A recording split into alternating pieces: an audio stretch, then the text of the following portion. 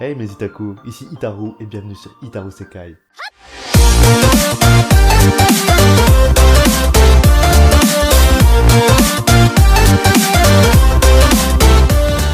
Aujourd'hui, je vais vous expliquer la classification et les différents genres du manga comme promis dans la vidéo précédente. Parce que oui, vous êtes nombreux à me demander en privé Itaru, c'est quoi un seinen?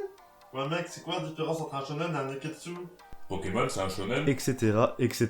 Et je vous garantis que vous ne serez plus perdu lorsqu'on vous parle de shonen, shoujo et autres mots similaires après avoir vu cette vidéo. Les mangas comptent un très grand nombre de genres et s'adressent à presque tous les publics possibles. Du manga d'aventure pour adolescents, aux histoires amoureuses, en passant par les récits plus sombres et violents. Il y en a pour tout le monde mon ami. Commençons avec les différentes origines. Eh bien oui, le Japon n'est pas le seul à produire des mangas. On a le manhwa provenant de France, on a le manga provenant du Japon, on a le manhwa provenant de Corée, et le manhwa provenant de Chine. Maintenant, passons à la classification. La première étape de la classification des mangas est l'âge du public ciblé. Si tu veux un exemple, c'est le même principe qu'avec Peggy et les jeux vidéo. La deuxième étape est le sexe. Eh mec, t'as du sexe? Wow, je te vois déjà arrivé, on parle pas encore d'hentai là, coquin. Oh, fuck. C'est tout moi ça. Quand je te dis sexe, c'est juste la différence entre les hommes et les femmes.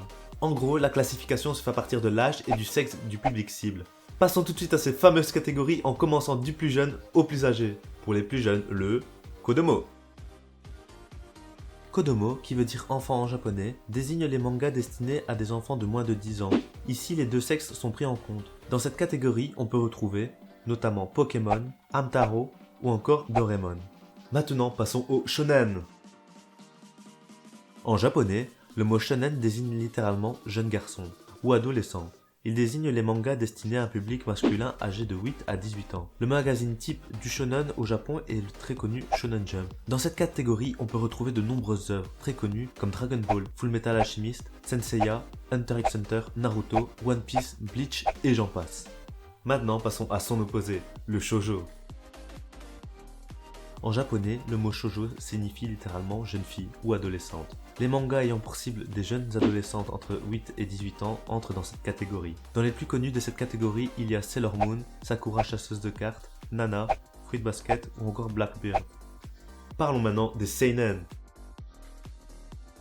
Alors le mot seinen signifie jeune homme. Il est employé pour caractériser la catégorie des mangas ciblant les jeunes adultes ayant un âge compris entre 15 et 30 ans. Même si le public plus âgé s'empare très souvent de certaines œuvres dans ces classes. Il y a de nombreuses œuvres dans cette catégorie comme Tokyo Ghoul, Gantz, Hajin, Berserk, Terraform Mars, Akira, Parasite et plein d'autres. Alors forcément, comme le shonen, le seinen a un opposé qui n'est d'autre que le josei. Au Japon, le mot josei signifie jeune femme. Cette catégorie est pour les jeunes adultes ayant entre 15 et 30 ans, de sexe féminin. Même chose que pour les seinen, le public plus âgé s'intéresse très souvent à cette catégorie. Dans cette catégorie, on retrouve le manga très connu Citrus ainsi que Pavillon des Hommes, Paradise Kiss et Kids on the Slope. Après voilà, ce sont juste des catégories. C'est juste un moyen de cibler certaines catégories de personnes pour les éditeurs. Rien ne t'oblige à lire un seinen parce que t'es un homme ou un shoujo parce que t'es une jeune fille. Tu peux lire ce que tu veux. Enfin, ce que tu veux, pas vraiment. Et c'est là qu'entre la dernière catégorie. Le Hentai. non, le hentai n'est pas une catégorie de personnes. Dégage. Aïe.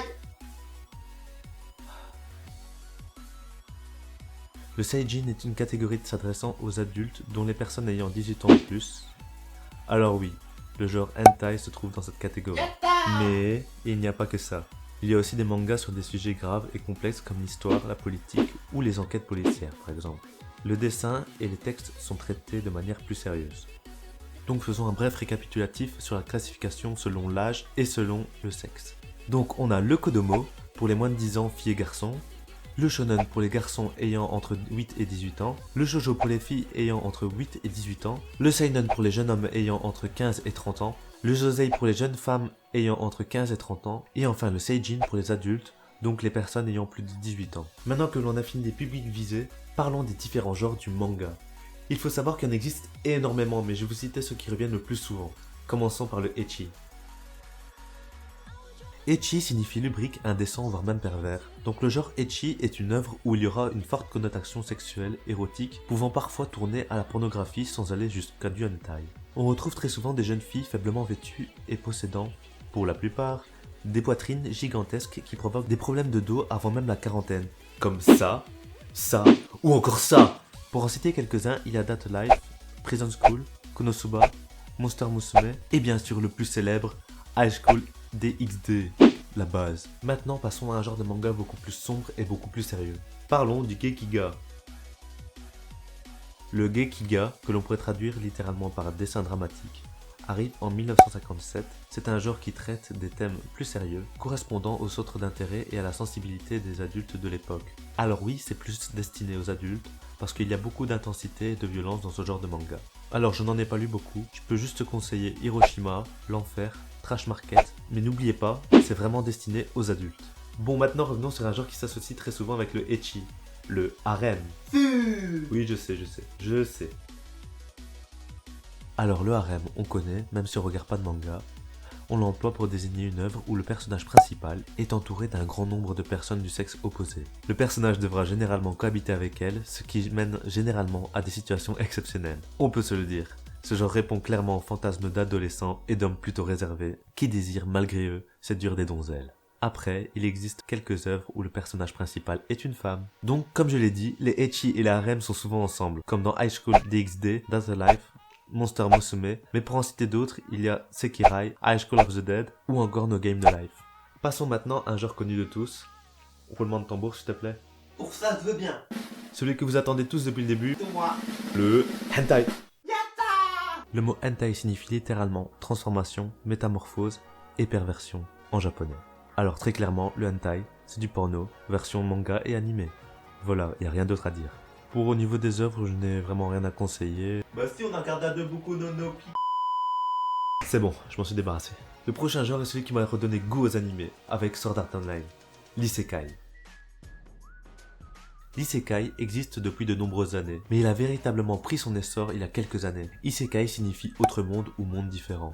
Le genre englobe toutes les œuvres de fiction qui font voyager le personnage principal d'un univers à un autre. Il a la possibilité de retourner dans son monde ou non.